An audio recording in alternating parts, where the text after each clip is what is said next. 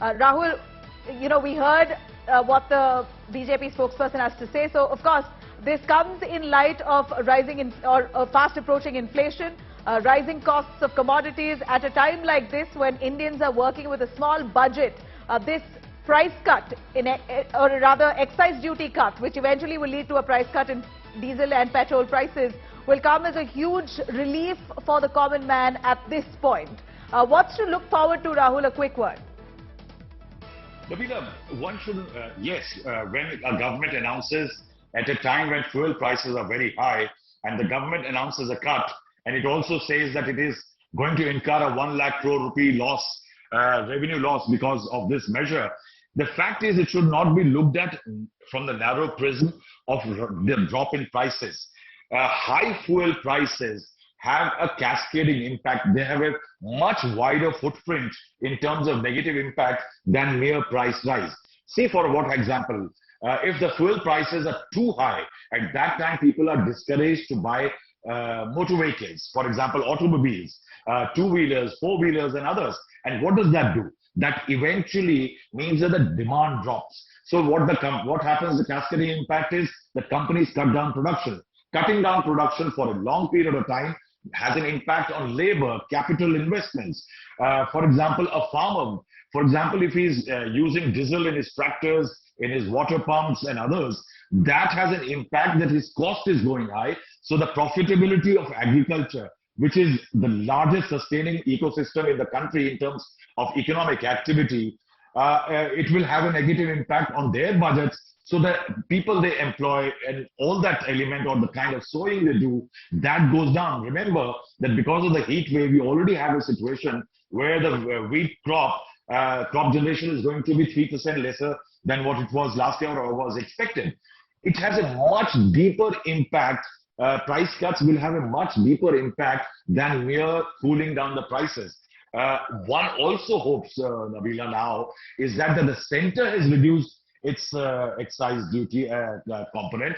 If the states respond with a minor cut, there could be a deeper reduction in fuel prices, and that may bring much more relief. Remember, last time around when the center in November had announced 10 and 5 rupee cut in diesel and petrol prices, at that time, BJP ruled states and states like Odisha and others had gone in for a corresponding reduction as far as their own VAT is concerned. But several states had not. And these states were largely opposition-ruled states, and there was a tremendous amount of tu-tu-me-me between the center, BJP, and the opposition-ruled states, that why aren't you providing relief to the public?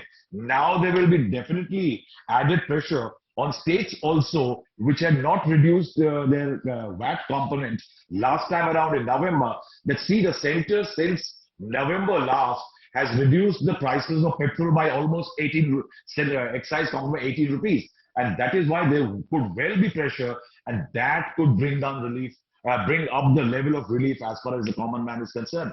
I think very important in this is the additional subsidy to farmers that will also help the farmers in a difficult time. The subsidy in Ujjwala is a strong move by the government because if it is only for Ujjwala also, they are the poorest of the poor for whom LPG have come in as something that they have never aspired for. In that segment, the demand of LPG had virtually gone down by several percentages. And that's what the government would like to revive. Because remember, if several segments stop consuming certain things, that is not good news as far as the economic overall growth is concerned. And also, it will reduce, this move very importantly, Nabila, will reduce the pressure on the RBI also. Because if there is a cooling down in inflation now, then the RBI will have lesser pressure as far as the repo rates are concerned. Remember, the experts, since the last mid-circle meeting, Monetary Policy Committee meeting of the RBI, experts have been saying that there could well be a reduction in repo rate by 75 to 100 basis points.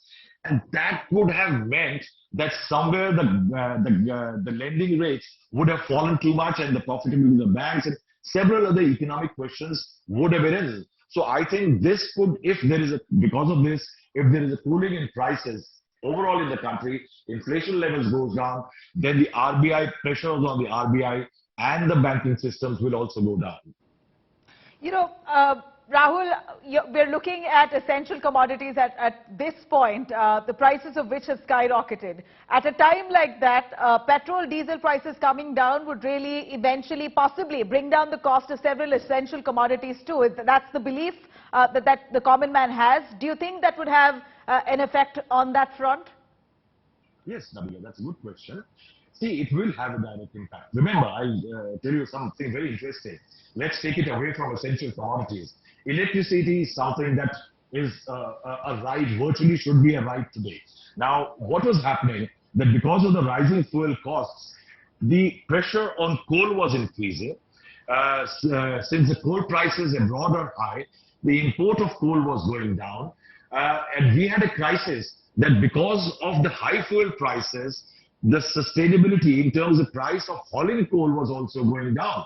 And that is where there were shortages of electricity. Shortage of electricity means drop in manufacture, additional manufacturing costs, additional cost to the consumers because people have to resort to generators and other elements. That will get impacted. For example, say the rising prices of wheat over the last few months. Now that is another crisis, that there is no shortage in India as far as food grain or wheat is concerned. There is absolutely no shortage. The output may go down this year because of the heat wave, but that's not really going to dent as far as India's capability to sustain or feed its 1.3 billion people. The fact is that the prices have gone up because of high fuel prices. There is, of course, definitely a bit of a profiteering, but high prices are a big reason why wheat prices or flour prices have gone up in the market. That would lead to a bit of cooling down. The vegetables people buy on a daily basis, they, for example, onion, tomatoes, and several others come from as far as Maharashtra and several other states. That hauling through trucks or by the road transport definitely had an impact on high prices as far as sale of products in Delhi and northern India is concerned. That will go down. If the manufacturers are paying less for generating whatever they are producing, I think that cooling down impact, not immediately, but over a certain period of time, that cooling down impact can be seen. And that's why I add here. If states also contribute with a small or marginal cut as far as their own VAT duties is concerned, that will definitely have an impact and bring good news to the Aam Aadmi in coming future.